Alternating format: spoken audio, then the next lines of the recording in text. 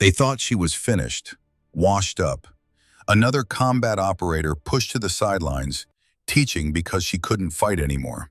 So when Corporal Brett Holloway walked into that bar on a Friday night in November, saw Lieutenant Commander Eleanor Vaughn sitting alone in the corner booth, he made a choice that would end his career and redefine what it means to be a warrior. But before we show you how one punch turned into a masterclass in strategic warfare and how silence became the deadliest weapon in her arsenal, understand this.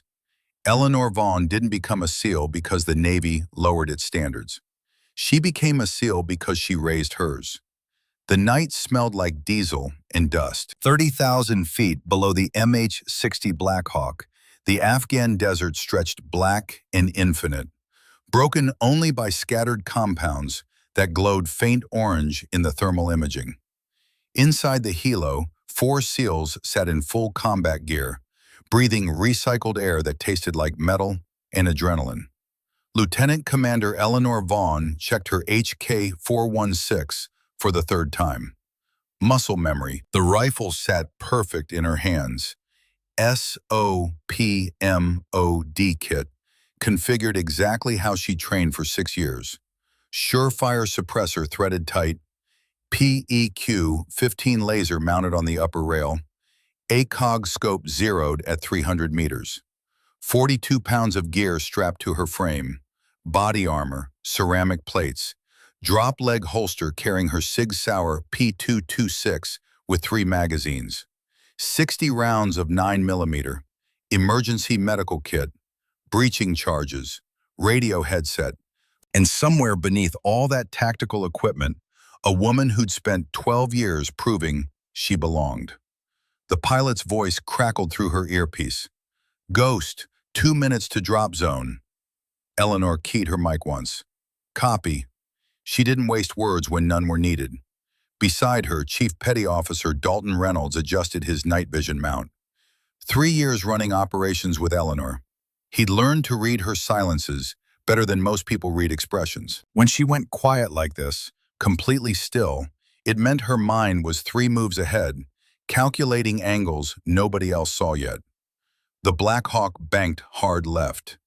Eleanor's stomach dropped, but her hands stayed steady on the rifle. Through the open door, wind screamed past at 140 knots. Below, coordinates locked. Taliban compound, 12 structures, estimated 25 hostiles. And somewhere in that maze of mud walls and shadows, Captain Marcus Hartley, downed Chinook pilot, critically injured, running out of time. The mission brief had been clean. Direct action, fast extract, wheels up in 15 minutes. That was 4 minutes ago. Now Intel was reporting the Chinook took an RPG-7 direct hit to the tail rotor. Pilot ejected but caught shrapnel. Compound crawling with Taliban fighters. Window closing fast. 30 seconds, the pilot called. Eleanor stood, clipped her fast rope line. The other 3 SEALs mirrored her movement, synchronized, no communication needed. They'd done this 70 times before. Tonight was 71. The Black Hawk flared hard, rotors beating the air into submission, hovering 20 feet above a flat roof. Eleanor didn't wait for the green light. She grabbed the rope and dropped. 12 feet, 8 feet. Boots hit the roof with a sound like a hammer on wood. She released, rolled right, brought the HK-416 up, scanning sectors through the ACOG scope. Clear. Reynolds hit the roof 2 seconds later, then Martinez, then Cole. The Black Hawk pulled up and away, rotors fading into the distance, leaving them alone in enemy territory with 15 minutes to find a dying pilot and get him out before the entire Taliban force converged on their position. Eleanor moved to the roof edge. Hand signals. Reynolds and Martinez, northeast corner. Cole with her, southwest. They descended the exterior stairwell without a sound, Boots finding purchase on crumbling stone steps that had been there since before the Soviet invasion. Ground level. Courtyard. Moonlight cut the space into geometric shadows. Eleanor swept right, finger indexed along the trigger guard, controlled breathing, heartbeat steady at 62 beats per minute. The same as it had been during Hell Week at BUD/S. The same as it had been during her first firefight in Fallujah. Fear was information. You didn't fight it. You used it. Movement, 50 meters. 2 Taliban fighters crossing from the main building toward the compound's east gate. Eleanor's voice came through the team radio, barely a whisper. 2 hostiles, east gate, hold. They let them pass. Mission wasn't engagement. Mission was extraction. She advanced.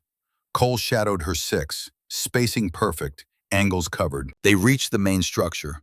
Doorway blown open, hinges twisted from the Chinook's impact. Inside, the smell hit first. Burned metal, aviation fuel, blood. The Chinook had come down hard. The fuselage lay crumpled against the building's interior wall, tail section completely severed, cockpit crushed like a tin can. Fire suppression foam covered everything, white and chemical smelling.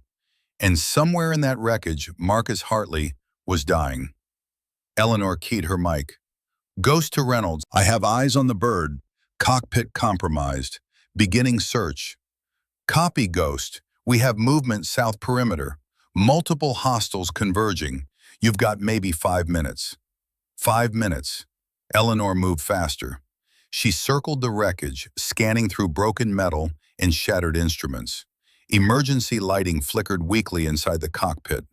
There, a flight suit, dark stains spreading across the chest. She wedged herself into the gap between the fuselage and the wall, ignoring the jagged metal that tore at her gear.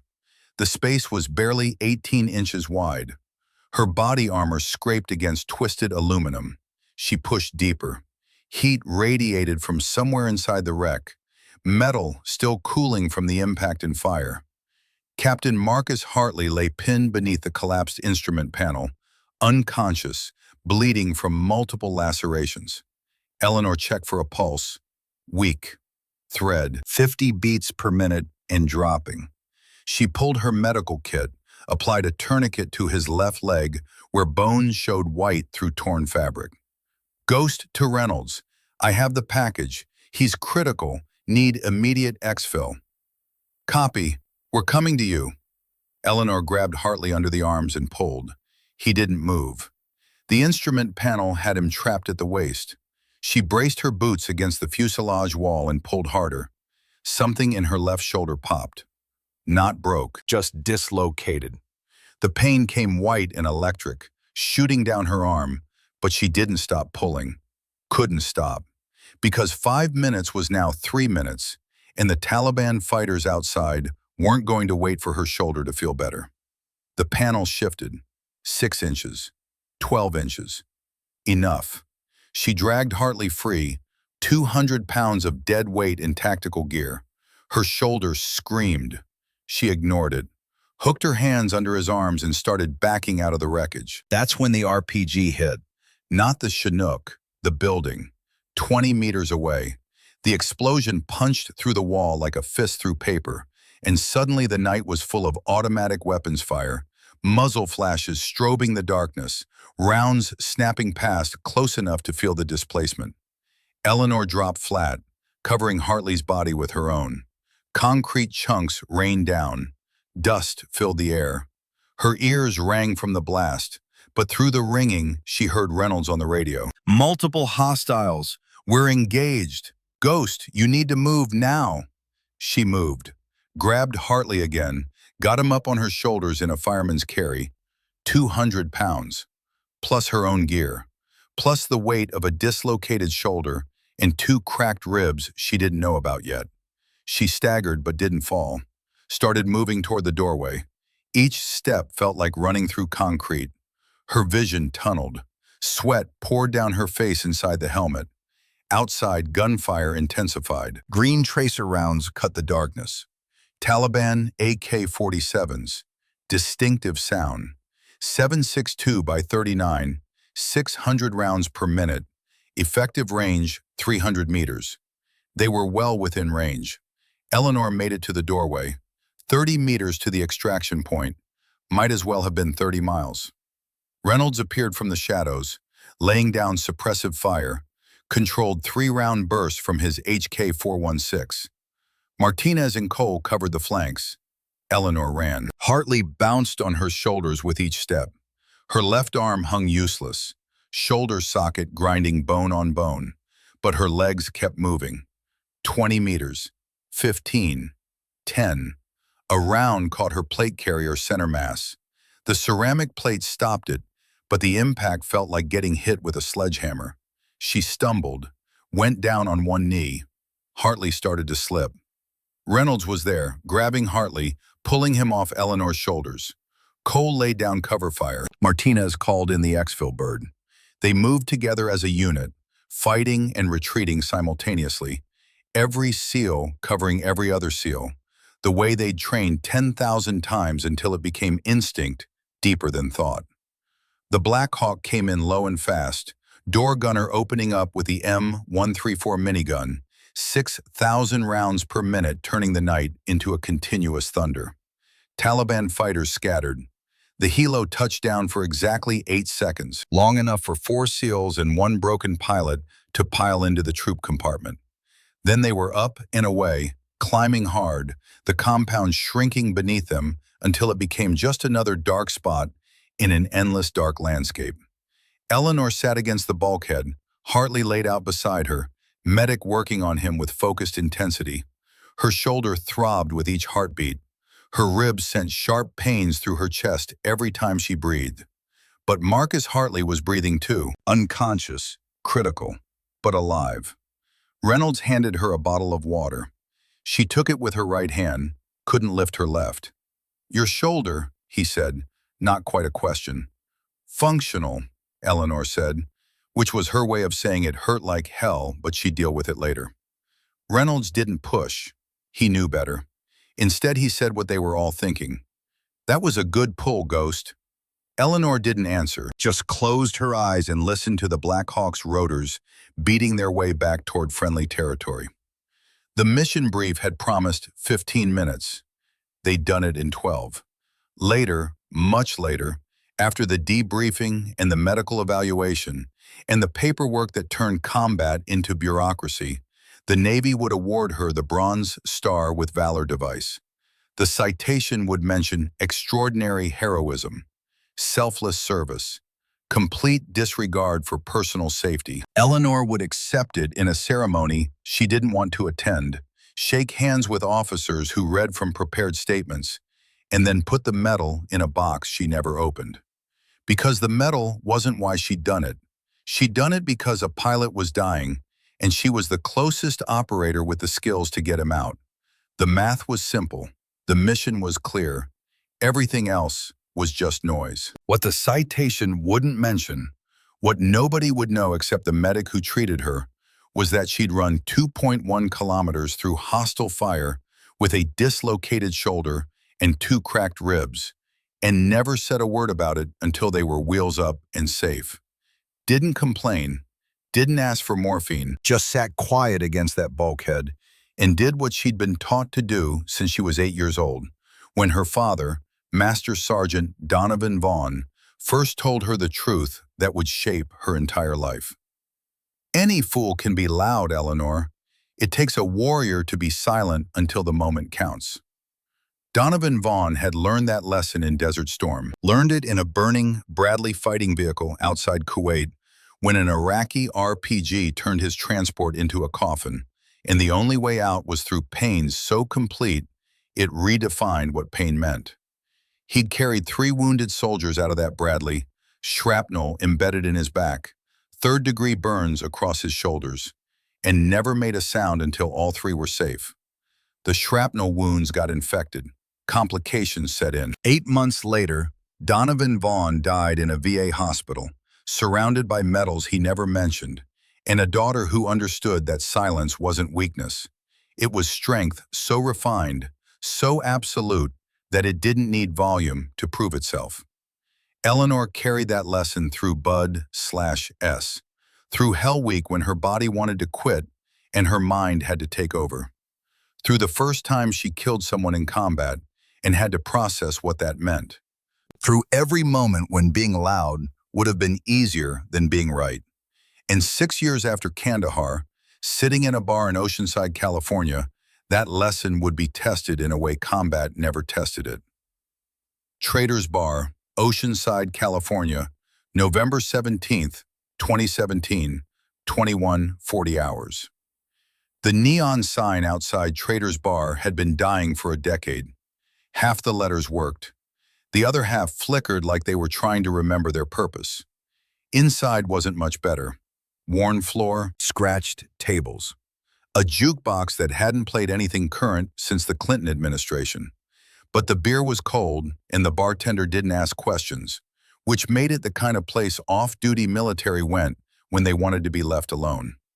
Eleanor sat in the corner booth, the same booth she'd occupied every Friday night for the past 6 months. A worn paperback lay open in front of her. The Killer Angels by Michael Shara. She'd read it 14 times. The story of Gettysburg, told through the eyes of the men who fought there. Chamberlain on Little Round Top. Longstreet watching Pickett's charge. The weight of command. The price of duty. A glass of flat soda sat untouched beside the book. Eleanor didn't drink alcohol, never had. Not because of regulations or religion or recovery, simply because she'd seen what it did to operators who needed it to quiet their minds. And she decided a long time ago that if she couldn't handle her memories sober, she didn't deserve to keep them. She wore civilian clothes, faded jeans, black quarter-zip fleece, running shoes. The only indication of her service was a small seal trident pin on her jacket collar. Most people wouldn't notice it. Most people didn't look close enough. Her hair was pulled back in a simple ponytail. No makeup. No jewelry except a stainless steel watch her father had worn in Desert Storm. The watch still kept perfect time. 26 years, and it had never stopped. Eleanor turned a page without reading it. Her mind was elsewhere. On the training schedule for next week. On the new BUD/S class starting in January. On whether her left shoulder would hold up through another ocean swim, or if the old injury from Kandahar was finally going to force her to make a choice she didn't want to make. 6 years since that night in Afghanistan. 6 years since she'd carried Marcus Hartley out of hell and dislocated her shoulder doing it. The shoulder had healed, mostly, but the inner ear damage from a dive accident 8 months later hadn't healed. Wouldn't heal. Permanent tinnitus. Occasional vertigo.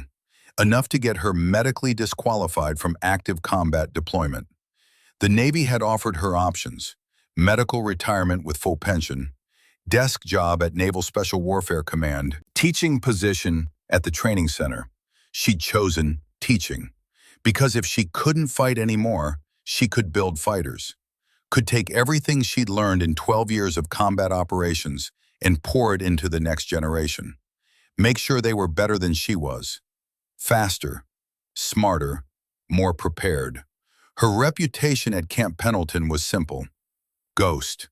They called her Ghost because she moved through the base like she wasn't quite there. Quiet, precise, never raised her voice, never had to. When Lieutenant Commander Eleanor Vaughn gave an instruction, you followed it. Because everyone knew she'd done everything she was asking you to do, and done it better, under worse conditions, with more at stake. The door to Trader's Bar opened. Cold November air pushed inside, carrying the smell of ocean salt and diesel from the highway. Eleanor glanced up from her book. 4 Marines walked in, young, late 20s, combat deployment tan lines still visible on their necks, where body armor and helmets had blocked the sun. They wore civilian clothes, but carried themselves like military. Squared shoulders, scanning eyes, the way operators moved when they could never quite turn off the tactical awareness. The one in front was bigger than the others, 6'2", 220, the kind of build that came from functional strength, not gym vanity. His name was Brett Holloway, though Eleanor didn't know that yet. Corporal, Marine Raider, recently back from Syria, where he'd spent 8 months doing the kind of work that didn't make it into official reports. Behind him, 3 more. Wyatt Garrison, smaller but meaner, with the look of someone who liked fighting more than he liked winning. Theo Brennan, quiet, uncomfortable, following because not following would mean standing alone. And Shane Macklin, youngest of the group, phone already in his hand, always recording, always looking for content. They took seats at the bar, ordered beers, talked loud enough to be heard across the room. War stories, the kind men told when they wanted everyone to know they'd been there, done that, earned their place. Eleanor ignored them, turned another page. Chamberlain's 20th Maine was holding Little Round Top against impossible odds. She knew how that story ended, had known for 14 readings, but she read it anyway because there was something comforting in seeing how men faced impossible choices and made them anyway. Gus Patterson worked behind the bar, wiping glasses that were already clean. 68 years old, white hair, weathered face that had seen too much sun and too much combat. Navy corpsman, enlisted in 1969, served through the 70s and 80s, deployed to Desert Storm in 1991. 23 years of service before retiring to run a bar where other veterans could find some peace. Gus had known Donovan Vaughn, served with him in that God-forsaken desert in 1991. Was there when the Bradley took the RPG hit. Watched Donovan pull 3 men out of burning wreckage, even though shrapnel had turned his back into hamburger. When Eleanor started coming to Traders 6 months ago, Gus recognized her immediately. Not from photographs, from the way she sat, the way she didn't need conversation, the way silence surrounded her like armor. He'd never mentioned knowing her father, never brought it up, because he understood that some legacies were private things, carried quiet, honored through action rather than words. But he watched her, made sure nobody bothered her, made sure her soda was always fresh, even if she never drank it. Small gestures, the kind of debt you could never fully repay, but tried to honor anyway. Tonight, watching the 4 Marines at his bar getting louder with each round, Gus felt something tighten in his chest. Intuition, the kind that kept you alive in combat. Something was about to happen, something bad. Brett Holloway was on his 4th beer when he noticed Eleanor. "Hey," he said to Garrison, "check out the corner." Garrison followed his gaze, saw Eleanor, saw the seal trident on her jacket. "Seal," Garrison said, made it sound like a question. "Doubt it," Holloway said. "Probably just wearing the pin. Stolen valor bullshit." Brennan shifted uncomfortably. "Maybe we should just..." "Just what?" Holloway cut him off. "Ignore some faker pretending to be something she's not?" The truth was more complicated than Holloway wanted to admit. The truth was he'd been passed over for promotion to sergeant 2 weeks ago.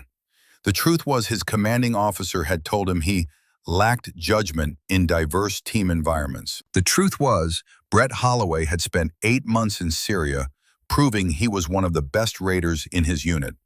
And now he was being told it wasn't enough because he didn't smile enough when women got assignments he thought they hadn't earned. So when he saw Eleanor sitting there, quiet and composed with that trident on her jacket, something in him turned sharp and angry. Because she represented everything he resented. Standards changing, requirements lowering, the old guard being told their way wasn't good enough anymore. He stood. Garrison and Macklin exchanged looks. Brennan said nothing. Holloway walked across the bar, boots heavy on the worn floor. Eleanor saw him coming. Peripheral vision. She didn't look up from her book, didn't acknowledge him. That made him angrier. He stopped at her booth, stood there, waiting for her to recognize him. She turned a page. "You seal?" Holloway asked, voice loud enough to carry. Eleanor's eyes stayed on the book. "Yes." "Prove it." Now she looked up. Her eyes were gray, calm. The kind of calm that came from seeing things most people couldn't imagine and choosing not to let those things break you. "I don't need to prove anything to you, Corporal." Holloway's jaw tightened. She'd clocked his rank without seeing any identification. Read it in his posture, his haircut, the way he carried himself. That bothered him more than he wanted to admit. "What's your team?" he pressed. "That's not something I discuss in civilian bars." Convenient. Eleanor marked her page, closed the book, set it aside. When she spoke, her voice hadn't changed. Still calm, still surgical. You should return to your friends, finish your beers, go home. Or what? Or you'll make a choice you can't take back. Garrison had walked over now. Macklin, too, phone in hand, already recording. Brennan stayed at the bar, watching, uncomfortable, but not intervening. She threatening you? Garrison asked Holloway. Nah, Holloway said. Just explaining how the world works. He turned back to Eleanor. See, real SEALs don't sit in bars reading books. Real SEALs are out there, doing the work. Eleanor's expression didn't change. I did the work for 12 years. Now I train the people who do the work. And if you were as good as you think you are, you'd understand the difference. Something in Holloway snapped. Maybe it was the beer. Maybe it was the promotion he didn't get. Maybe it was every time he'd been told he needed to be better, do more, adjust his attitude. Whatever it was, it pushed him past thinking and into acting. He reached out, flicked Eleanor's forehead with 2 fingers. Not hard, just dismissive, mocking. Still got water in the ears? He said. Her desk seals can't handle deep pressure anymore. The bar went quiet. Even the jukebox seemed to hold its breath. Eleanor didn't flinch, didn't react, just looked at Holloway with those gray eyes that had seen men die and made the calls that kept other men alive. You should leave, she said. Last chance. Or what? Holloway leaned in close. You'll file a complaint? That's what you people do, right? Can't handle it, so you... He never finished the sentence, because that's when he made the choice Eleanor had warned him about. Brett Holloway pulled back and swung. Not a full punch, just a short, sharp strike, palm and knuckles, aimed at Eleanor's cheek, meant to shock more than injure, meant to put her in her place. The blow connected, clean. Eleanor's head snapped sideways. Her shoulder caught the edge of the booth. She dropped to one knee, hand bracing against the floor. The bar erupted. Garrison laughed. Macklin kept filming. Brennan looked away. Gus moved from behind the bar, but froze when Holloway raised a warning hand. Blood trickled from Eleanor's bottom lip. She wiped it with her knuckle. Slow, deliberate. Then she stood. Her face was calm. No anger, no fear, no emotion at all except a kind of mathematical assessment, like she was looking at a tactical problem and calculating the solution. She picked up her jacket, put it on, collected her book, looked at Holloway one more time. You're done, she said. The words landed flat. Not a threat, a statement of fact. Then Eleanor walked past him, past Garrison and Macklin, past the bar where Gus stood with his hands clenched into fists. Out the door into the November night. Behind her, Holloway and his friends laughed. Loud, performative, the kind of laughter that needs volume to feel real. But Gus wasn't laughing. Gus was reaching under the bar, pulling out 3 security camera hard drives, each one recording from a different angle, each one capturing every second of what just happened. Eleanor walked to her truck, a 10-year-old Ford F-150, dented and functional. She climbed in, started the engine, sat there for 30 seconds, hands on the steering wheel, breathing controlled, heart rate already dropping back to baseline. Then she drove. Not home, not to the base, to the security office at Camp Pendleton's North Gate. Inside, a young MP looked up from his desk, surprised to see an officer at this hour. Ma'am? Eleanor's voice was steady, professional, like she was filing a training report instead of documenting an assault. I need to file an incident report. Off-base altercation. 4 Marines, physical contact. I have witness information and video evidence. The MP grabbed a form, started writing. Do you need medical attention, ma'am? Eleanor touched her lip where blood had already stopped flowing.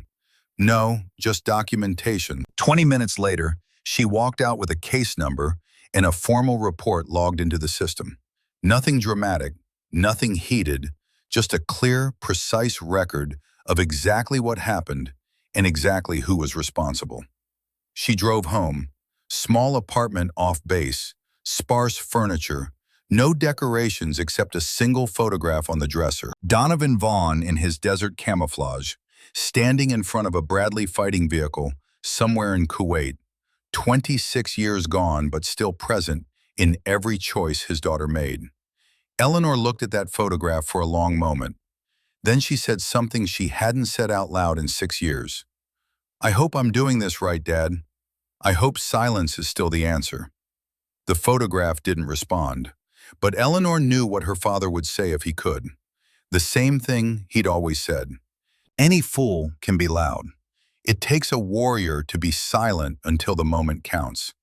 And Eleanor Vaughn, 35 years old, decorated combat veteran, medically grounded SEAL instructor, understood something Brett Holloway didn't understand yet. The moment was coming, and when it arrived, her silence would be the loudest weapon any of them had ever faced. The base security report hit Commander Richard Aldridge's desk at 06:30 Monday morning. JAG officer, 24 years, Navy. He'd reviewed 10,000 incident reports in his career, knew how to read between the lines, knew when someone was covering their ass and when someone was building a case. This report was a case. Clean, precise, timeline documented to the minute, witness information included, video evidence referenced, medical examination declined but injury photographed and logged. The kind of paperwork that didn't ask for justice, it demanded it. Aldridge read it twice. Then he picked up his phone. 72 hours later, 4 Marines received orders that made their blood run cold. Mandatory remedial training. 2 weeks. Naval Special Warfare Training Center. Lead instructor, Lieutenant Commander Eleanor Vaughn. Brett Holloway read the assignment 3 times before he believed it. Then he crumpled the paper and threw it across the barracks. "This is bullshit," he said to Garrison. "She's setting us up." Garrison sat on his bunk, cleaning his rifle, hands moving automatically through the motions. Disassemble, inspect, reassemble. The kind of muscle memory that didn't require thought. "Maybe we deserve it," Garrison said quietly. Holloway spun on him. "What?" "I said maybe we deserve it. You hit an officer. Off base. Witnesses. Video. What did you think was going to happen?" "I thought she'd let it go. Thought she'd understand it was just..." "Just what? Just assault? Just you being an asshole?" Garrison set down the rifle. "I was there because you're my team leader. But that doesn't mean I think you were right." Brennan sat in the corner, saying nothing. He'd barely spoken since that night, just replayed the moment over and over in his head. The way Eleanor had stood up after being hit, the calm in her voice. "You're done." Not angry, just certain. Shane Macklin had deleted the video from his phone the next morning. Tried to anyway, but Gus Patterson had already copied it. Already sent it to 3 different email addresses. Insurance. The kind you needed when you knew a storm was coming. Monday morning, 0600 hours, the 4 Marines stood outside the Naval Special Warfare Training Center. November's sun hadn't burned through the Marine layer yet. The base smelled like ocean salt and jet fuel. Somewhere in the distance, a training class was running the obstacle course, cadence calls echoing across the compound. A door opened. Eleanor Vaughn stepped out, full training gear, dive unit insignia crisp on her shoulder. The bruise on her cheek had faded, but was still visible if you looked close. She didn't try to hide it. Behind her, another figure emerged, older, bigger, moving with the kind of economical grace that came from 50 years of knowing exactly what your body could do. Master Chief Victor Blackwell, 66 years old, 6'3", 240 pounds of muscle and scar tissue and accumulated wisdom. Gray hair cut high and tight, face weathered like old leather, eyes that had seen every kind of combat the Navy offered, and most kinds it didn't. Blackwell had enlisted in 1969, made SEAL Team 2 in 1975, spent the next 42 years teaching young operators how to stay alive long enough to become old operators. He'd trained Eleanor through Bud/S in 2001, watched her complete Hell Week without complaint, watched her earn her trident through competence so absolute it silenced every skeptic. He'd also trained Donovan Vaughn in Desert Storm, remembered a Marine sergeant who carried 3 wounded men out of a burning Bradley, and never mentioned the shrapnel in his back until all 3 were safe. When Eleanor called him Friday night, voice tight with controlled emotion, told him what happened at Trader's Bar, Blackwell had listened without interrupting. Then he'd said 5 words. "We'll handle this properly, Ghost." Now he stood beside her, arms crossed, studying the 4 Marines like specimens under a microscope. "Gentlemen," Blackwell's voice rolled out like distant thunder, "welcome to remedial training. For the next 2 weeks, you will learn what it means to operate at the standard Lieutenant Commander Vaughn maintains every single day. You will learn why she's called Ghost, and you will learn the difference between volume and authority." He paused, let the silence settle. Today's circuit is rescue simulation. Weighted dummies submerged at base depth. Simulated current resistance. You will partner across unit lines. 1 Marine, 1 SEAL candidate. Objective: extraction, recovery, full transport to deck in under 3 minutes. Failure to meet standard means repeat. Eleanor spoke for the first time. Her voice carried across the space without being raised. "Corporal Holloway, you're with Petty Officer Mercer, Pool 1. Holloway's jaw tightened, but he said nothing. Moved toward the dive bay where a female SEAL candidate stood waiting. Jillian Mercer, 28, blonde, built like a marathon runner. She'd completed BUD/S 6 months ago. Top 10% of her class. Earned her spot through performance that made gender irrelevant. The dive bay was colder than expected.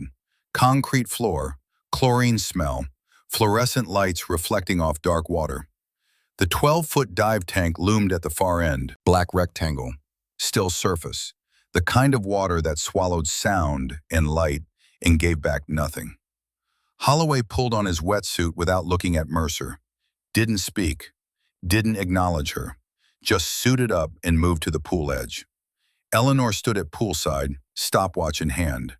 Blackwell beside her, clipboard ready. "On my mark," Eleanor said. 3 minutes starts now." Holloway and Mercer dove. The water closed over them. Cold, 58 degrees. The weighted dummy sat at the bottom. 180 pounds of dead weight designed to simulate an unconscious operator. Holloway swam down, reached for it, grabbed the torso wrong. The dummy slipped. Mercer came in from the other side, tried to compensate. They collided. Bubbles everywhere. Coordination falling apart. Holloway surfaced, gasping. She grabbed too early. Mercer surfaced beside him. Didn't argue. Didn't defend herself. Just looked at Eleanor. Eleanor checked the stopwatch. 2 minutes 40. Failure. Reset. "What?" Holloway's voice echoed off the concrete walls. "We almost had it. Almost isn't the standard. Reset." Garrison and Brennan went next. Pool 2. Different dummy, same weight. They managed to get it to the surface, but exceeded the time limit by 30 seconds. Eleanor's voice came flat and final. Failure. Reset. By the 3rd attempt, Holloway's arms were burning. The cold water had leached the strength from his muscles. Mercer kept pace, but he could see the fatigue in her movements too. They failed again. 4 minutes, 10 seconds. Eleanor didn't raise her voice, didn't show frustration, just marked the time and said what she'd said before. Reset. Garrison whispered to Brennan between attempts. "She's going to kill us." Brennan watched Eleanor. Noticed she favored her left side slightly. Noticed the way she moved her shoulder like it wasn't quite right. Like old injuries were still there, just managed. "No," Brennan said quietly. "She's showing us what she does every day." The 5th attempt, Holloway surfaced without the dummy. Face red, breathing ragged. "This is impossible," he said. Eleanor set down the stopwatch, walked to the pool edge, looked down at Holloway treading water. "It's not impossible. It's difficult. There's a difference. Then you do it. The challenge hung in the air.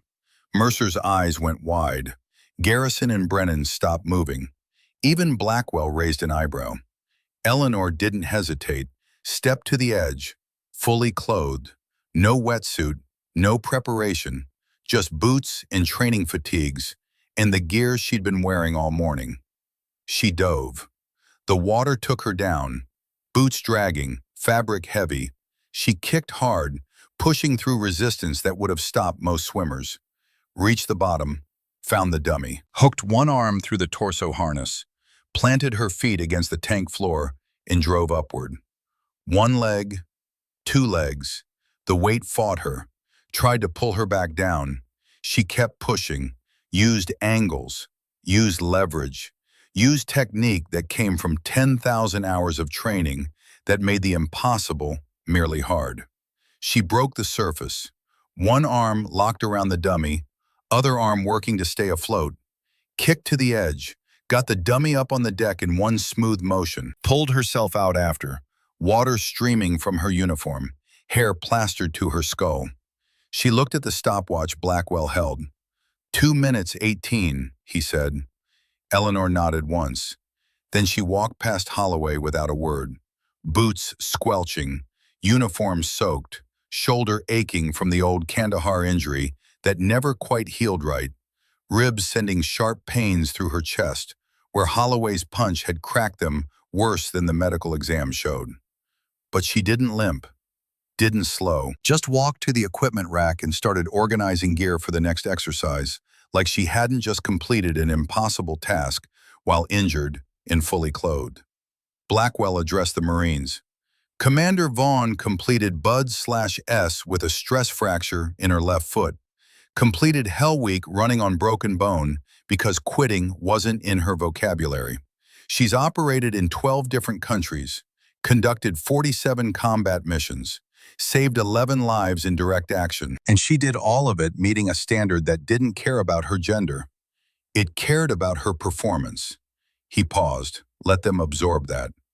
You four have now spent 6 hours trying to complete one exercise that she does routinely while injured, and you're complaining it's hard.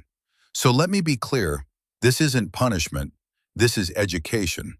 You're learning what competence actually looks like. Lunch was MREs eaten in silence at outdoor tables. The Marines sat separate from the SEAL candidates. Holloway didn't eat, just stared at the dive bay, jaw working, hands clenched. Garrison finally spoke. She's not trying to break us. Sure feels like it, Holloway muttered. No, she's trying to show us what we couldn't see before, that being good isn't enough. You have to be excellent. And excellent doesn't make excuses. Brennan nodded slowly. My grandfather served in Korea. He used to say the same thing. War doesn't grade on a curve. You're either ready or you're dead. Holloway stood, walked away, couldn't handle hearing what he already knew was true. That afternoon, the training shifted to night ocean navigation. 2-mile swim, zero visibility, compass only, full combat load. The Pacific was 58 degrees and angry. 3-foot swells, wind chop, the kind of conditions that turn swimming into survival. Garrison went first, made it 800 meters before panic set in. Couldn't see, couldn't orient. The weight dragged him down. Waves kept hitting his face. He surfaced early, automatic failure.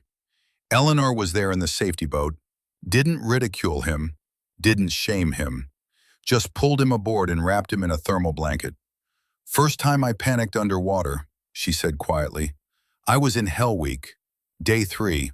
So cold I couldn't feel my fingers, so tired I couldn't remember my own name.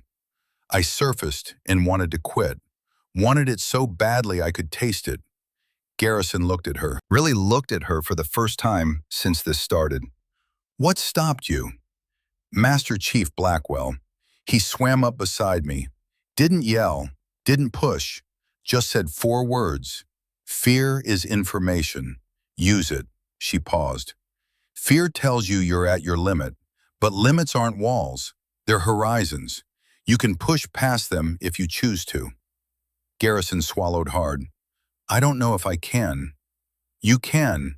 You just haven't proven it to yourself yet. That night, back in the barracks, the video from Trader's Bar surfaced online. Not from Macklin's phone, from Gus's security cameras. 3 angles, crystal clear. Holloway flicking Eleanor's forehead. The mocking tone, the punch. Eleanor dropping to one knee. Blood on her lip. Her standing, walking away. Calm, controlled, silent. It went viral in 6 hours. 2 million views by midnight. Military social media exploded. Comments pouring in. Veterans defending Eleanor. Civilians calling for justice. Trolls doing what trolls do. But underneath the noise, something else was building. A conversation about what strength meant. About discipline and restraint. About the difference between reacting and responding. Someone created a hashtag, Silent Warrior. It trended for 3 days. CNN picked up the story. Fox News, Military Times, Stars and Stripes. Suddenly, Eleanor's face was everywhere. The bruise on her cheek magnified across 10,000 screens. Her silence interpreted 10,000 different ways. Pentagon brass started asking questions. Why hadn't this been handled quietly? Why was it national news? What were they going to do about it? Commander Aldridge prepared his response. Simple, direct. We're handling it through proper channels. Full investigation. Formal hearing. The system is working. At Camp Pendleton, the Marines split into factions. Half supported Holloway, saw him as a victim of political correctness, saw Eleanor as someone weaponizing gender to destroy a good operator. The other half saw something different, saw a decorated officer assaulted and responding with professionalism instead of retaliation, saw integrity in action. Sergeant First Class Graham Whitlock led the second faction. 38 years old, white, infantry veteran, 3 tours in Iraq. He'd seen enough combat to know courage came in many forms. And what Eleanor showed at Trader's Bar was courage of a kind most operators never had to demonstrate. Whitlock found Holloway in the gym Tuesday evening. Holloway was beating the heavy bag like it owed him money, fists slamming into leather, sweat pouring down his face. You need to apologize, Whitlock said. Holloway hit the bag harder. Not happening. Then you need to face what's coming, because that video isn't going away, and neither is she. She's making an example out of me. No, you made an example of yourself. She's just documenting it. Whitlock stepped closer. I've served 16 years, fought in Fallujah, Ramadi, Mosul, seen men do incredible things under fire. And you know what I learned? Real warriors don't need to prove they're warriors. They just do the work. Holloway stopped hitting the bag, turned to face Whitlock. You think she's a real warrior? I think she carried a 200-pound pilot 2 kilometers through enemy fire with a dislocated shoulder and didn't say a word about it until he was safe. Yeah, I think she's a real warrior. Question is, what are you? Wednesday morning, Eleanor arrived at the training center to find Blackwell waiting. His face was grim. Pentagon's putting pressure on Aldridge. Once this resolved quickly, quietly. Eleanor's expression didn't change. It'll be resolved when justice is served, not before. They might ask you to drop it, make it go away. I won't. Blackwell studied her, saw Donovan Vaughn's daughter, saw the same stubborn integrity that had gotten Donovan killed, saving men who couldn't save themselves. Your father would be proud, he said quietly, and worried. He taught me to do what's right even when it's hard, especially when it's hard. He did, and it cost him everything. Eleanor met his eyes. Some things are worth the cost, Chief. This is one of them. That afternoon, the second confrontation came. Not planned, not orchestrated, just the inevitable collision of pressure and pride and pain that had been building since Friday night. The locker bay. 18-20 hours. Training finished. Most of the candidates had cleared out. Eleanor stood alone, peeling off her wetsuit. Her movements were slow, careful. The bruising on her ribs had spread, purple and yellow, the cracked bone grinding with each breath. She'd pushed too hard during the demonstration, knew it, didn't care. Sometimes proving a point was worth the pain. The door opened. Holloway walked in, Garrison behind him. Brennan last, reluctant. Eleanor didn't turn around, didn't acknowledge them, just kept working the wetsuit down her shoulders. "We need to talk," Holloway said. "No, we don't. You're humiliating us, making us look weak in front of everyone." Eleanor turned then. Her eyes were tired, the kind of tired that came from carrying weight nobody else could see. "I'm not making you look weak, Corporal. I'm showing you what strength looks like. If you can't tell the difference, that's not my problem." Holloway stepped closer. "You think you're better than us? I think I've done the work. I think I've paid the price. I think when I speak, it's from experience you haven't earned yet." She paused. "And I think you know that. It's why you're angry." Something in Holloway cracked. All the pressure, all the resentment, all the fear that maybe he wasn't as good as he thought he was. It came pouring out in one explosive moment. He swung, same motion as Friday night, same anger, same need to put her in her place. But this time, Eleanor moved. One pivot, right foot sliding back, torso rotating. Holloway's fist grazed air where her face had been a fraction of a second earlier. His momentum carried him forward. Off balance, exposed. Eleanor's forearm locked his elbow mid-extension, guided it past, used his own force against him. Judo principle. Minimum effort, maximum effect. She rotated beneath his arm and drove him spine first into the bench. Holloway hit hard. Air exploded from his lungs. He tried to rise. Garrison charged. No technique, just rage, trying to grab her, pull her down. Eleanor dropped her level. Ankle pick. Clean. Garrison's foot swept out from under him. He hit the floor, ribs impacting concrete. Wind knocked completely out. Brennan stood frozen, moral crossroads visible on his face. Every instinct said, "Help your team." Every value said, "This isn't right." Eleanor saw his hesitation, didn't attack, just moved into position, ready, waiting. "You don't want this," she said to Brennan. Voice calm, no threat, just truth. "Stand down." Brennan raised his hands, stepped back. "I'm out." The door burst open. Two MPs, led by Lieutenant Claire Fitzgerald, 32. Irish heritage. Blonde hair pulled back severe. Combat veteran who'd done 2 tours in Afghanistan and learned to read situations fast. She took in the scene. 3 Marines, one on a bench gasping, one on the floor holding his ribs, one with hands raised, one SEAL commander standing in the center, breathing steady, not a mark on her. Holloway tried to speak. "She attacked." Fitzgerald cut him off. 3 on 1, commander still standing. "You all on the floor. Save it, Corporal." She keyed her radio, called for backup. Looked at Eleanor. "Ma'am, you need medical?" "No, just documentation." Fitzgerald nodded. Understood.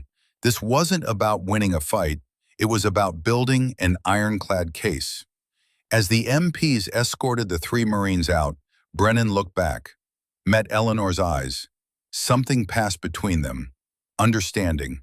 Respect. The beginning of redemption.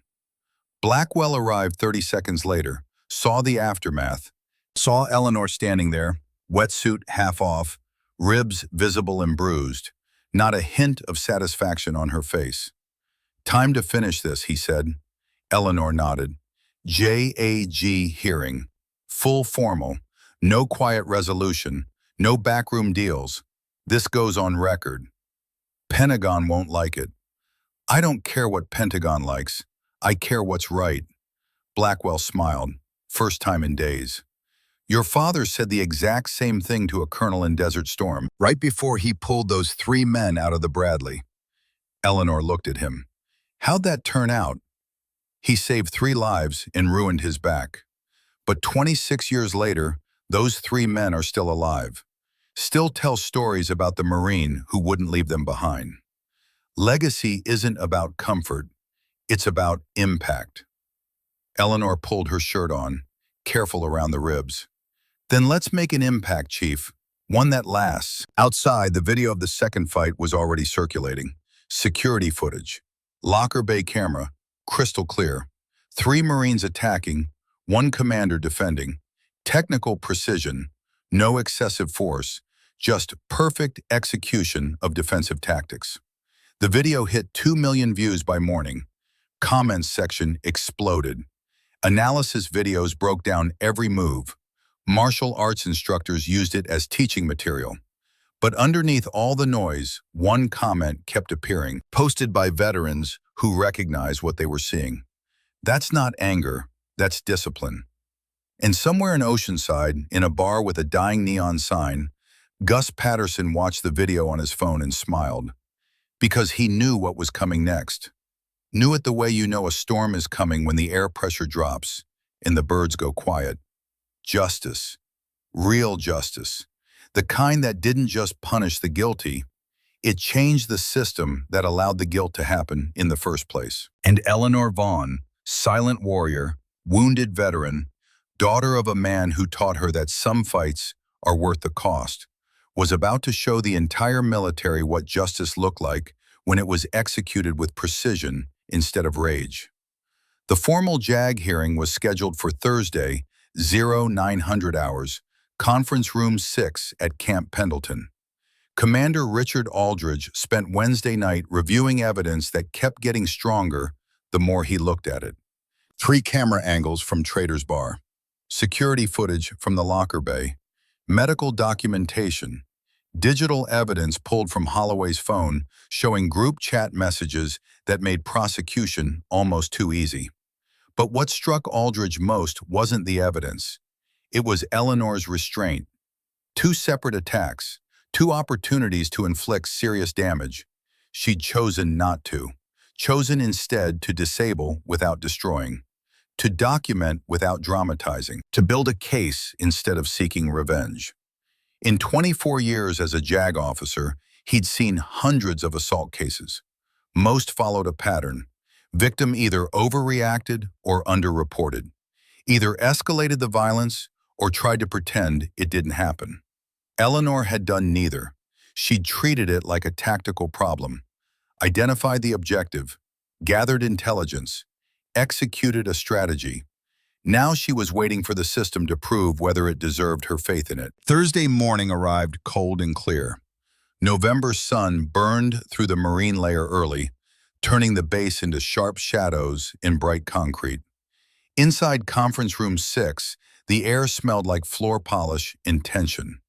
The panel assembled at 0845, Commander Aldridge at the center, Captain Rebecca Thornton to his right, Naval Special Warfare Command, 48 years old, former helicopter pilot who'd flown combat missions in the First Gulf War. Colonel James Brenner to his left, Marine Corps liaison, 53, infantry commander who'd earned his rank through 3 decades of service that left scars he didn't talk about.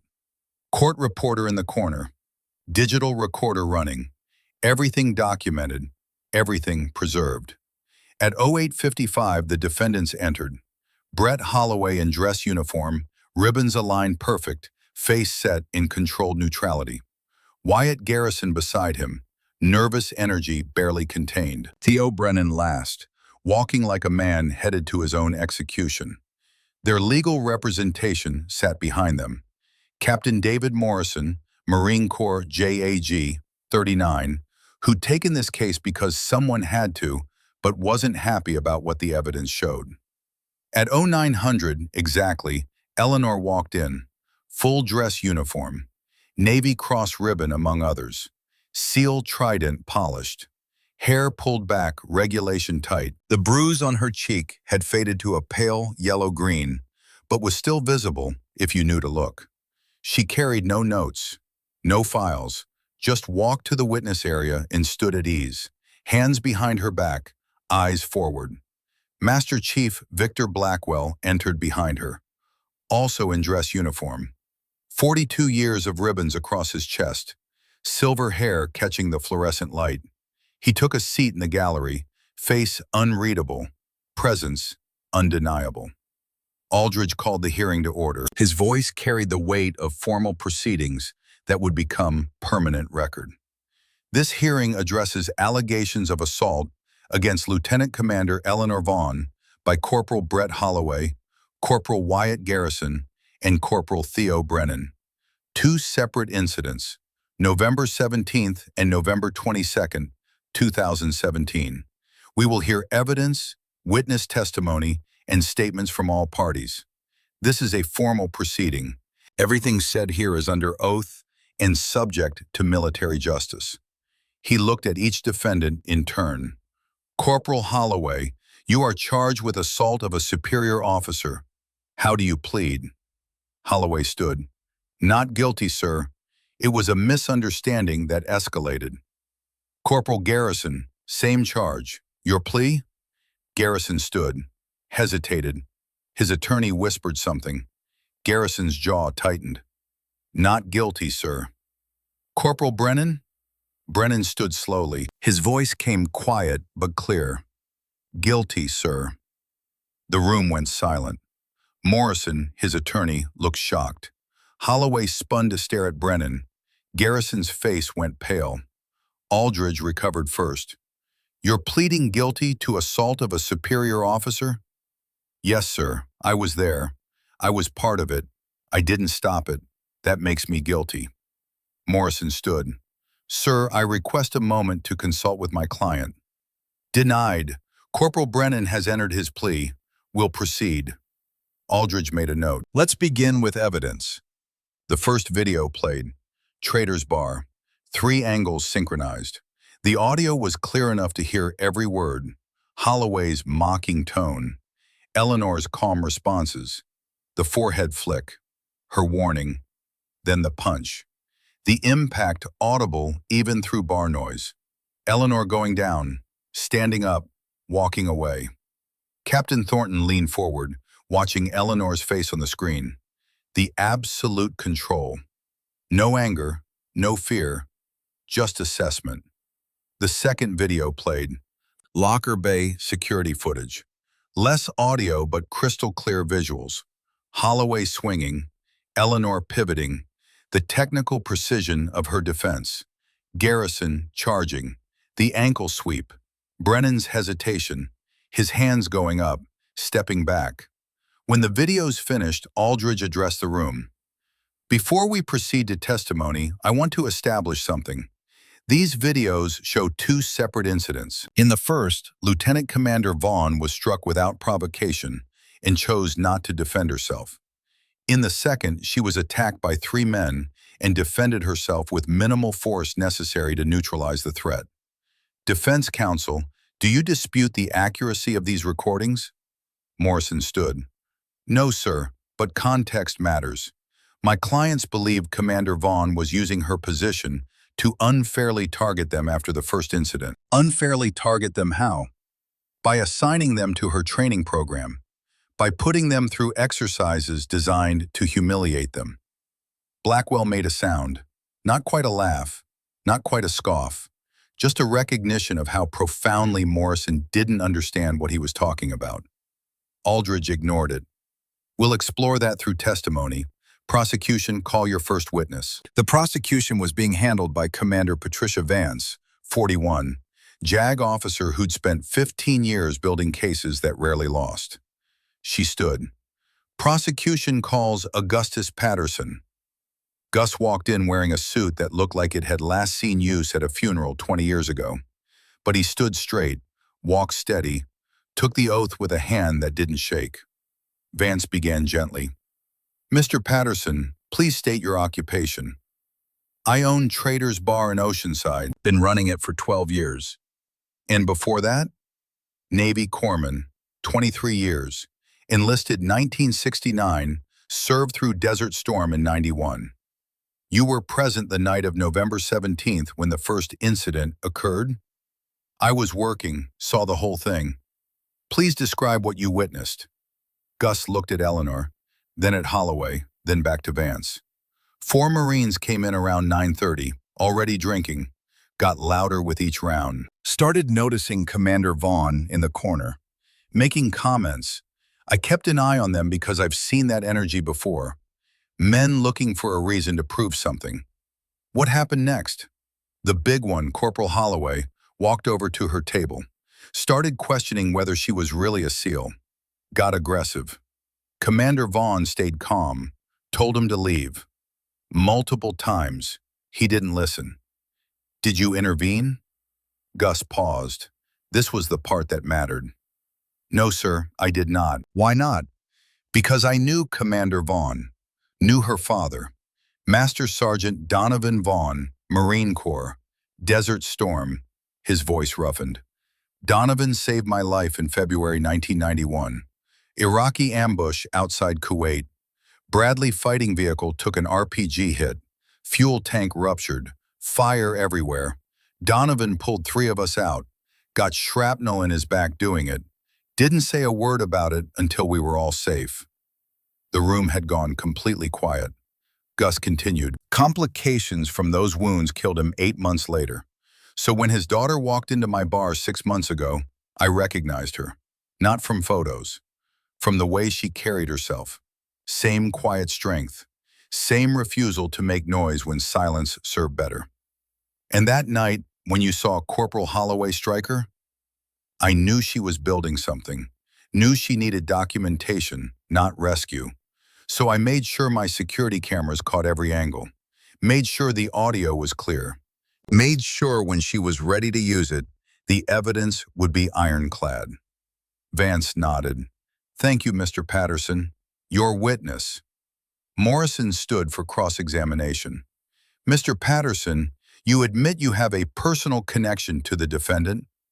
I have a personal debt to her father, yes. Doesn't that bias your testimony? Facts aren't biased, counselor. 3 cameras, 3 angles. You saw the same footage I did. Morrison switched tactics. Did Commander Vaughn ask you to record the incident? No, I did it on my own. Because I've run that bar for 12 years, and I know the difference between men having a disagreement and men targeting someone who can't fight back without consequences. But she could fight back. She's a trained SEAL. Gus looked at Morrison like he was a child who just said something profoundly stupid. Son, Commander Vaughn could have put all 4 of those Marines in the hospital without breaking a sweat. The fact that she didn't shows more discipline than most men demonstrate in a lifetime, including the ones sitting at that table. Morrison had no response. Sat down. Aldridge called the next witness. Master Chief Victor Blackwell. Blackwell stood. Walked to the witness stand with the bearing of a man who'd testified at enough hearings to fill a filing cabinet. Took the oath. Sat. Vance began. Master Chief, please state your current position. Senior Instructor, Naval Special Warfare Training Center. 42 years of service. Retiring next month. How long have you known Lieutenant Commander Vaughn? Since 2001. I was her primary instructor during BUD/S training. Can you describe her performance during that training? Blackwell's face softened slightly, the look of a teacher discussing a student who exceeded every expectation. BUD/S has a 70 to 80% attrition rate. Most people don't make it past Hell Week. Commander Vaughn completed Hell Week with a stress fracture in her left foot. Didn't report it, didn't complain, just kept running. We only found out during the post-training medical examination. Captain Thornton leaned forward. She completed Hell Week on a broken foot? Yes, ma'am. 5.5 days of continuous training, 4 hours of sleep total, constant cold water immersion, running, swimming, carrying boats, all on fractured bone. When the doctors asked why she didn't say anything, she said quitting wasn't in her vocabulary. What happened after BUD/S? She graduated top 15% of her class, earned her trident, served 12 years in combat operations, conducted 47 missions across 12 countries. I've trained 400 SEALs in my career. Commander Vaughn is in the top 1%. Her competence isn't in question. It never has been. Vance pulled out a file. I have a citation here for Bronze Star with Valor. November 2011, Kandahar Province. Can you describe that operation? Blackwell's voice took on the formal tone of official record. Chinook helicopter was shot down in Taliban-controlled territory. Pilot critically injured. Commander Vaughn led the extraction team. Located the pilot in hostile compound. Pulled him from the wreckage while taking enemy fire. Sustained injuries including dislocated shoulder and cracked ribs. Carried the pilot 2.1 kilometers through active combat zone. Refused medical treatment until the pilot was stabilized. Her actions directly saved his life. And she received the Bronze Star for this? She did, though she tried to decline it, said she was just doing her job. Vance turned to the panel. This is the officer Corporal Holloway called a desk seal who couldn't handle pressure. This is the woman he struck in a bar because he questioned her competence. She turned back to Blackwell. Master Chief, when Commander Vaughn assigned these Marines to her training program, was that standard procedure? Yes. Mandatory remedial training is assigned when Marines need to understand operational standards across service branches. It happens regularly. Commander Vaughn runs one of the most respected programs on the base. Is it designed to humiliate? No, it's designed to educate, to show what excellence looks like. Some people find that humiliating because it reveals the gap between where they are and where they should be. That's not punishment. That's truth. Morrison cross-examined. Master Chief, you have a personal relationship with Commander Vaughn.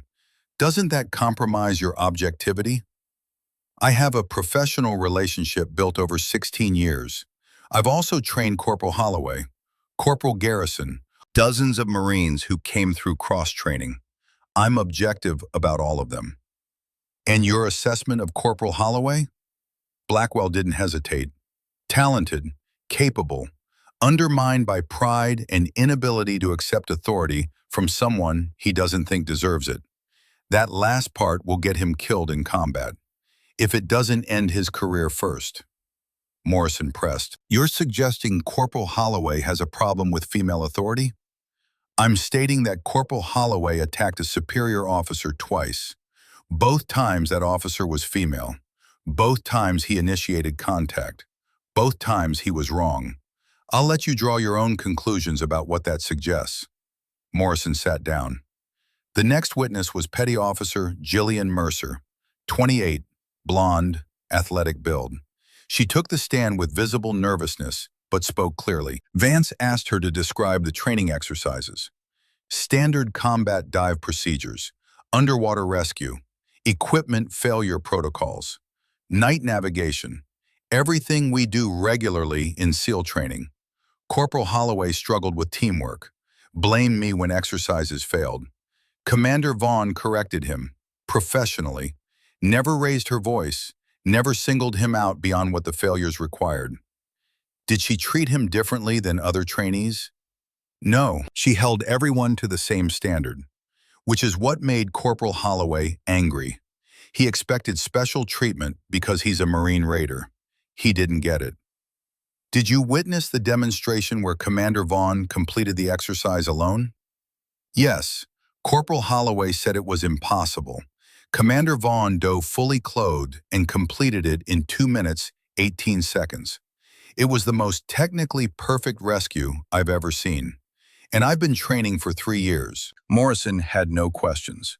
Then came Sergeant First Class Graham Whitlock, 38, combat infantry, 3 Iraq tours.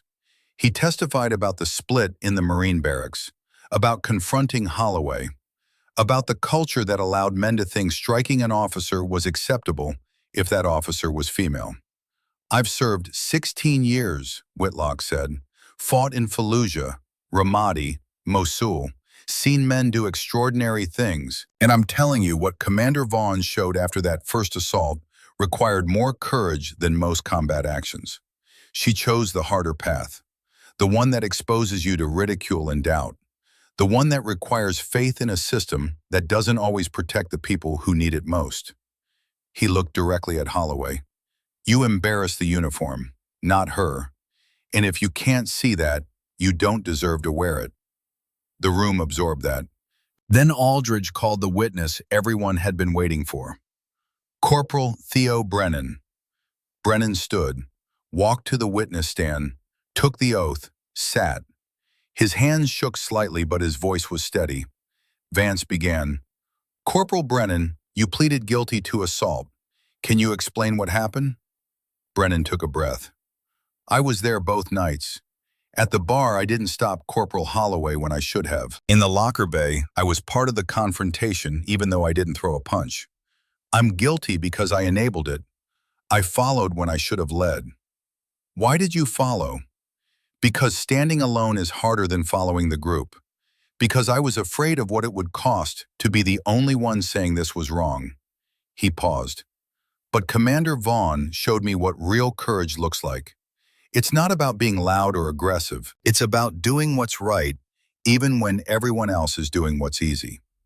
What changed your mind? Everything. Watching her train through injury. Watching her treat us with respect we didn't earn. Watching her defend herself with minimum force when she could have destroyed us. And then standing in that locker bay, looking at her, and realizing I had a choice.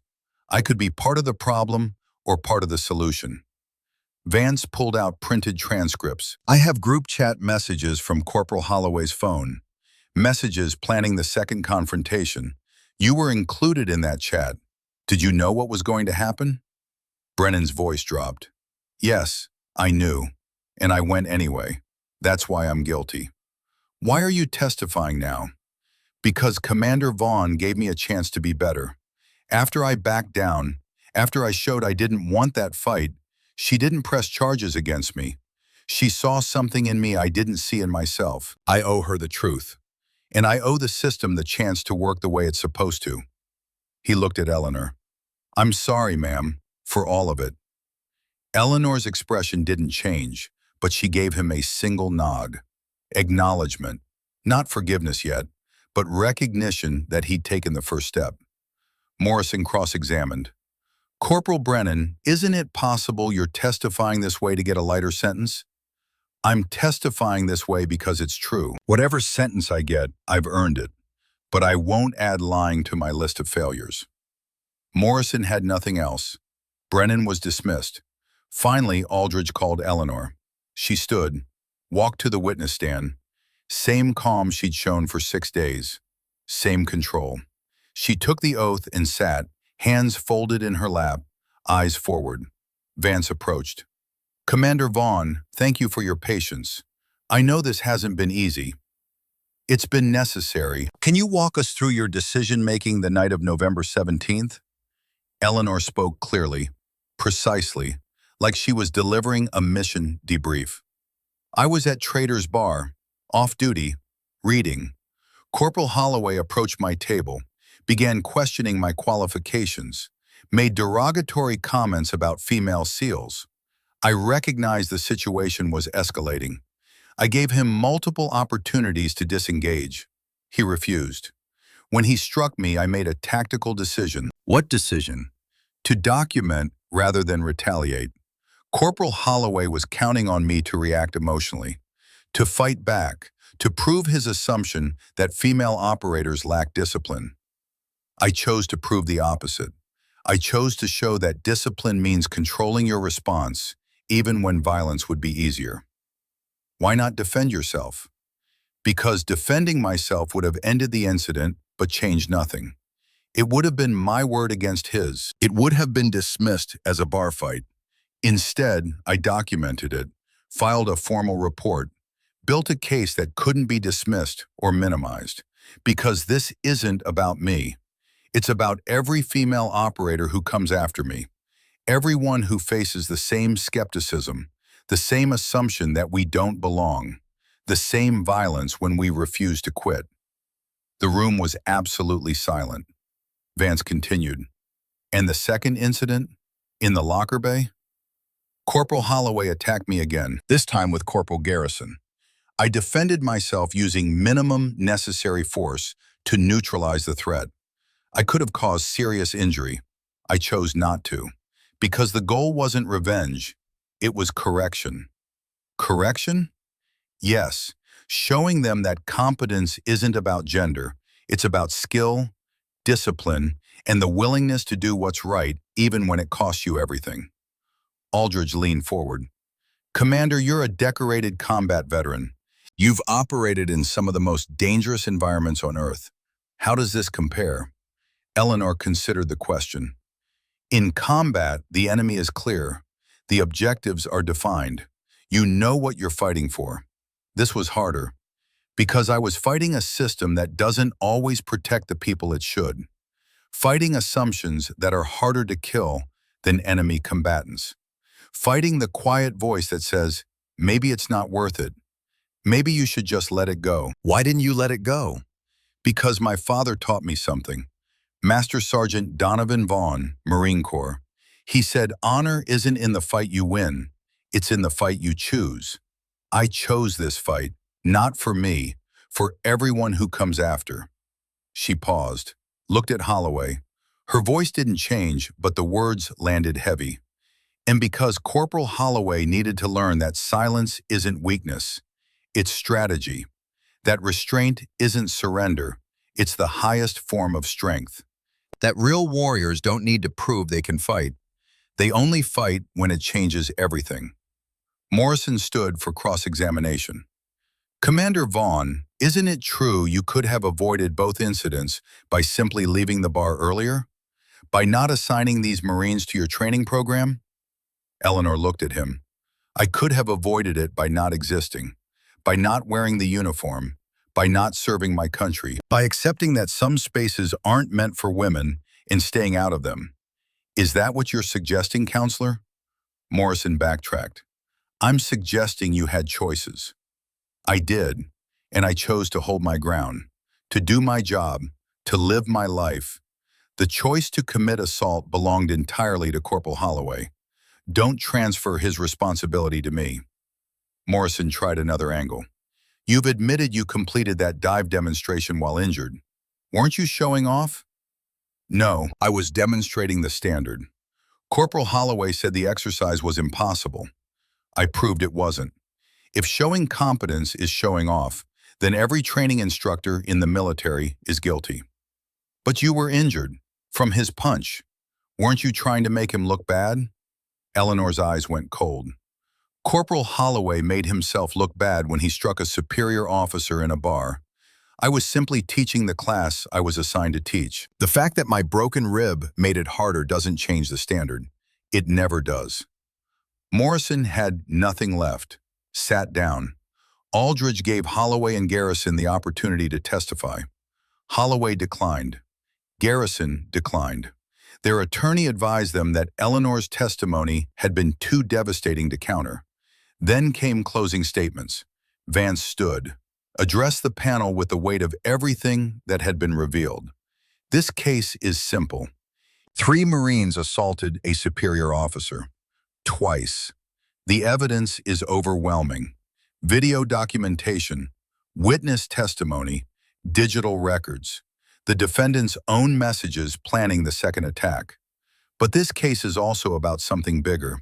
It's about whether we value discipline over reaction, whether we protect officers who follow proper procedures even when violence would be easier, whether we send a message that gender doesn't determine worth. Competence does.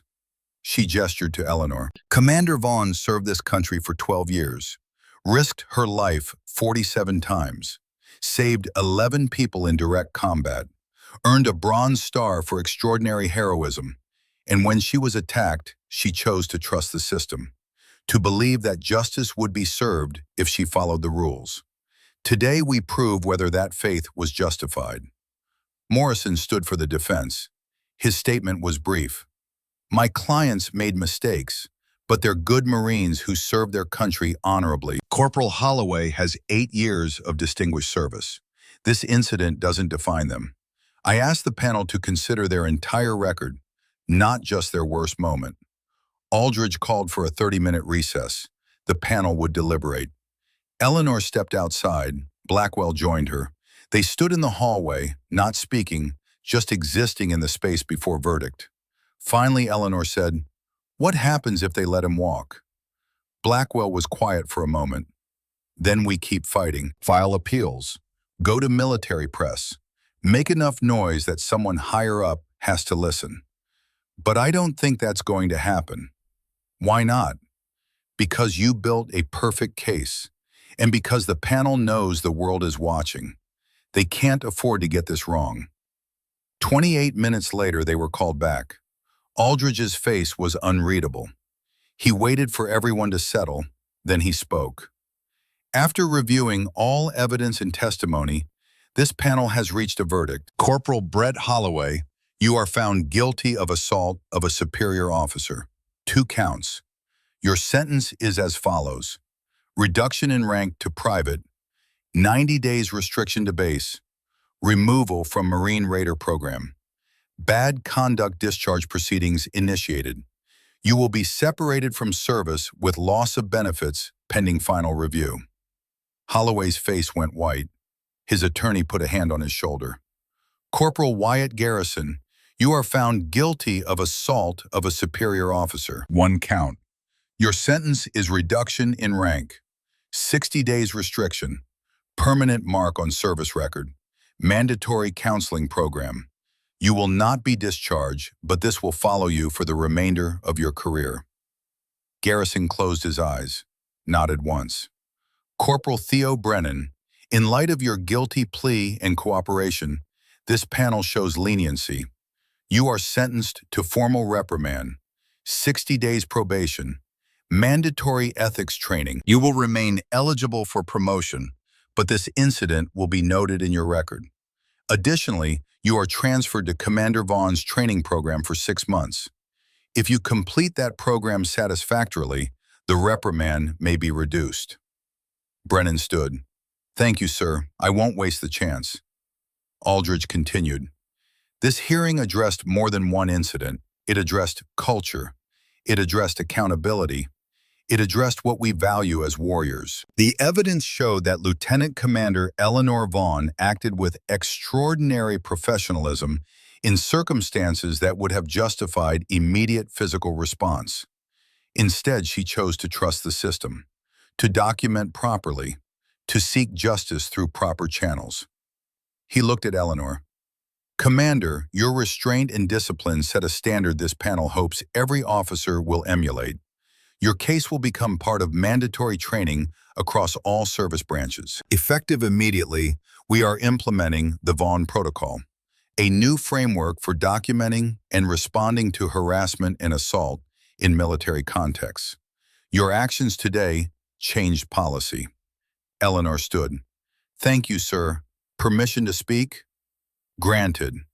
I didn't do this to change policy. I did it because it was right. But if this helps even one person who faces similar circumstances, then everything was worth it." Aldridge nodded. "You're dismissed, Commander, and thank you for your service." The hearing concluded at 14:37 hours. Eleanor walked out to find reporters waiting. CNN, Fox News, Military Times, Stars and Stripes, cameras everywhere, questions shouted from multiple directions. She stopped, looked at them, made a decision. "I'll give you one statement, then I'm done. I don't want to be a symbol. I don't want to be a spokesperson. I just want to do my job. But I'll say this. Justice today was served because the system worked. It worked because people told the truth. Because evidence was documented. Because individuals like Gus Patterson and Master Chief Blackwell and Corporal Brennan chose integrity over convenience. That's the real story. Not me. The system that protected me when I trusted it to work." She turned to leave. A reporter called out, "Commander, what do you say to women who are afraid to report assault?" Eleanor stopped, turned back. "Document everything. Trust the process. And understand that silence isn't always surrender. Sometimes it's strategy. Sometimes waiting for the right moment is more powerful than reacting in the wrong one. My father taught me that. I hope I taught it to someone else today." Then she walked away, Blackwell beside her. back toward the training center where tomorrow would bring new classes, new challenges, new opportunities to build the next generation of warriors. 6 months later, May 2018, the world looked different. Eleanor had been promoted to commander, accepted the position as Director of Integrated Combat Training. The program she built became the model for cross-service cooperation. Co-ed from day one, built on her principles: competence, discipline, mutual respect earned through performance. Brennan had completed his 6 months. Not only completed it, but excelled. He was now assistant instructor, vocal advocate for culture change. The transformation was genuine, deep, the kind that came from confronting your worst self and choosing to become better. One afternoon, they stood together watching a new class run the obstacle course. Brennan spoke quietly. "Why did you give me a second chance?" Eleanor watched the trainees, struggling, pushing, refusing to quit. "Because someone gave me one. Buds, day 3 of Hell Week. I was hypothermic, exhausted, ready to quit. Master Chief Blackwell pulled me aside. Didn't yell, didn't push, just said 4 words. 'You're stronger than this.' Gave me the chance to prove it. I did. And I never forgot that someone saw potential in me when I couldn't see it in myself." "I won't waste it," Brennan said. "I promise." "I know. That's why I gave it to you." Garrison was serving quietly at a different base, kept his head down, worked hard, learned humility the expensive way. Holloway's bad conduct discharge had been finalized.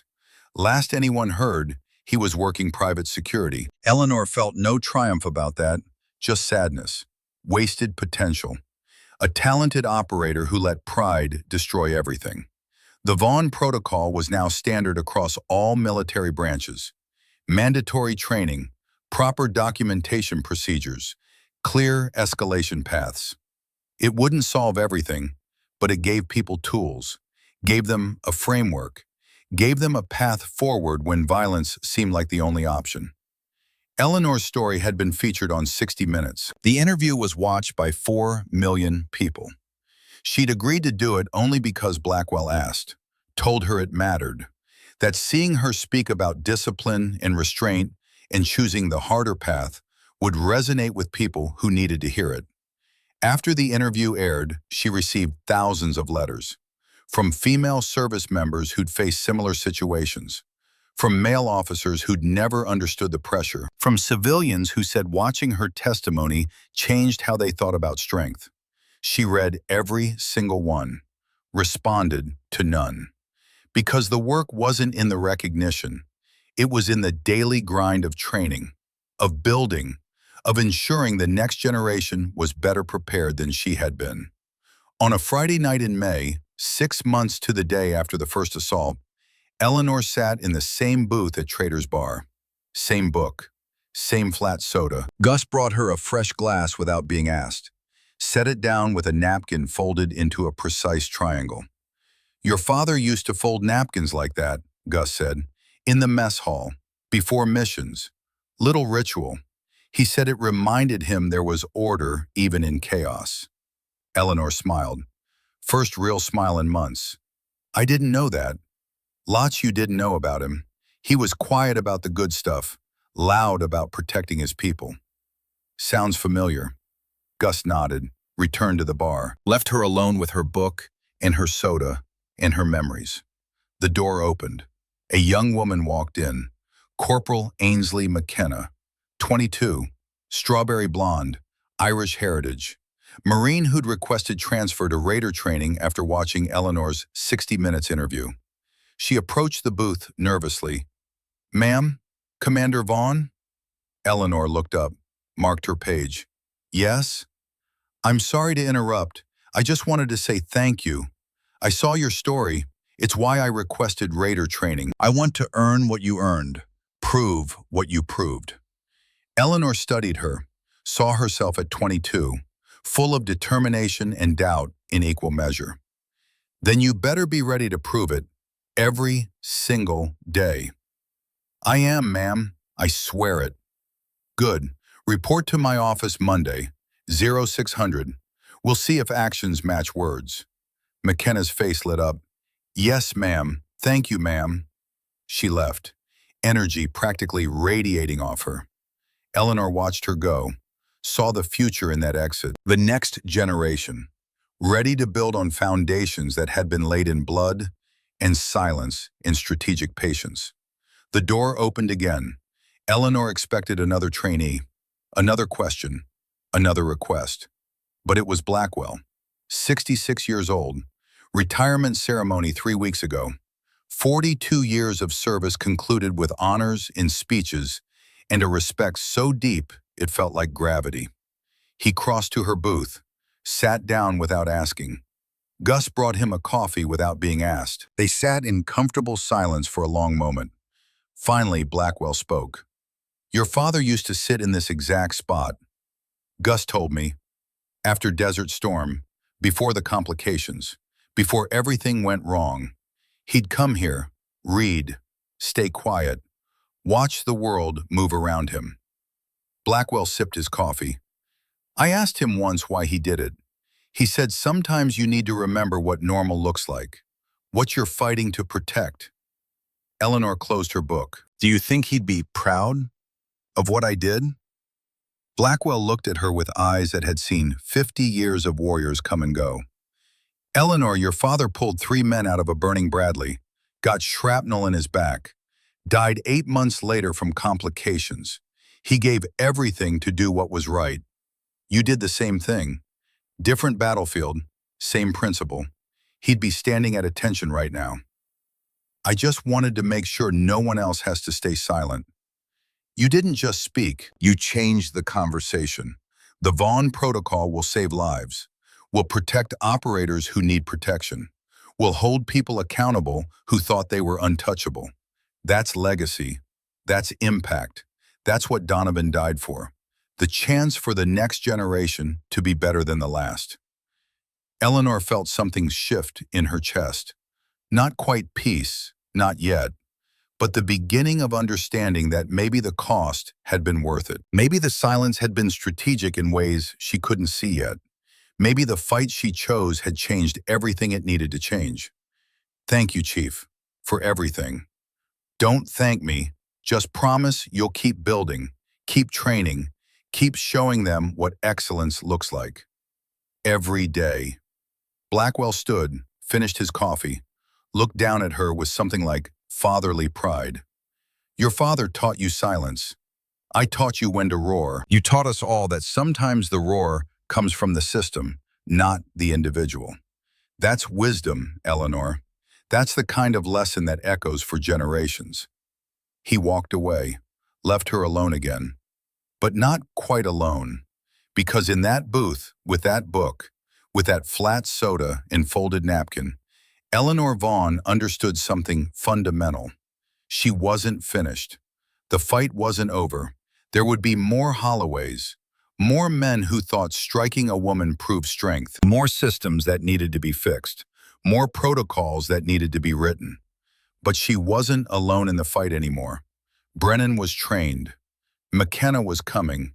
A whole generation was watching, learning, understanding that competence mattered more than gender, that discipline beat reaction, that silence, properly deployed, was the deadliest weapon in any arsenal. Outside, the sun was setting, painting the California sky in shades of orange and purple. Inside Trader's Bar, the neon sign flickered, still dying, still hanging on. Eleanor opened her book, found her place, started reading about Chamberlain on Little Round Top, holding impossible ground, refusing to retreat, winning not through volume, but through strategic brilliance and the willingness to pay any cost for victory. She understood that better now, understood what it meant to hold ground nobody thought you could keep, understood the price, understood the value. And somewhere, in whatever place warriors went when their service ended, Donovan Vaughn smiled, because his daughter had done what he taught her to do. She'd been silent until the moment counted, and when that moment came, her silence had been louder than any shout, more powerful than any punch, more lasting than any medal. She'd change the world not by demanding it listen, but by refusing to speak until the world had no choice but to hear. That was the lesson.